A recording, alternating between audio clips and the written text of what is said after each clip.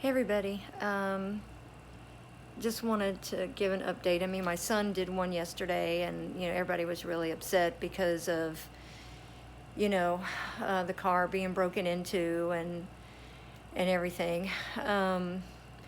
When I called Flagship last payday, I was told by a woman that that we would be eligible for a hardship, that we could get an extension, and she told me to call back September 25th and request an extension.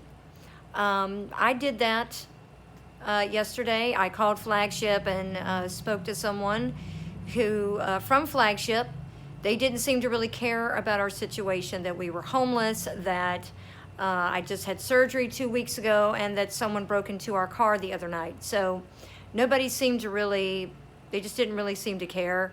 They were more concerned with just getting the money for the car. So I don't know if they're going to repossess it or not. I just know that they said that we were not eligible.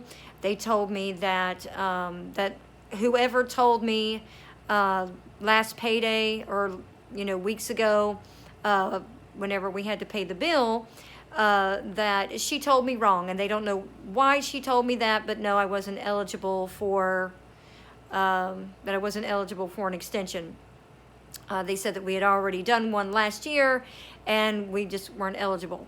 So I let them know that I'm not going to be able to pay it. It was, like I said, it was due yesterday. That's $436.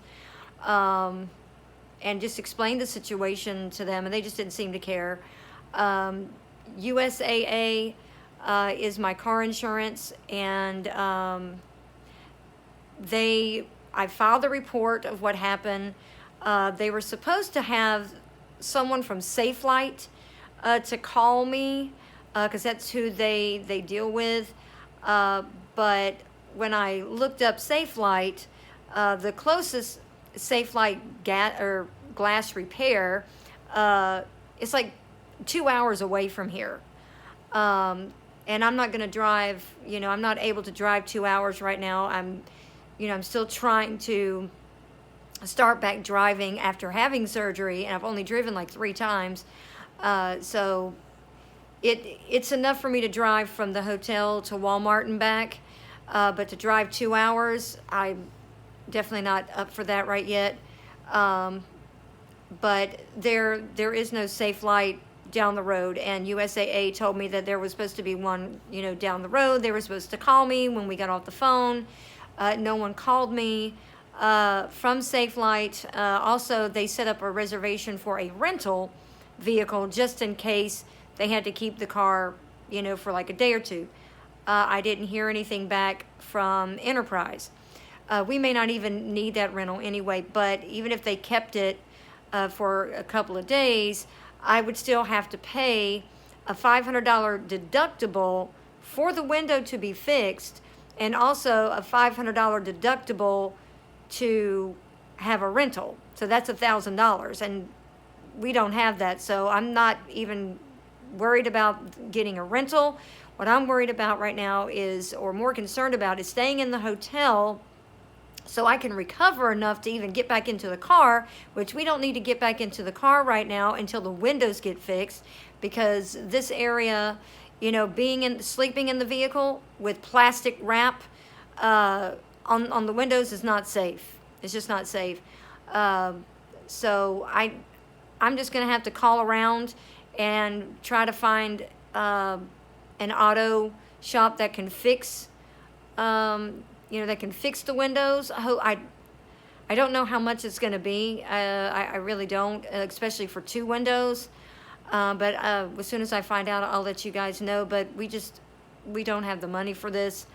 And trying to recover from surgery and and all that, I don't know. We do have to stay in the area, because again, my follow-up with Dr. Rankin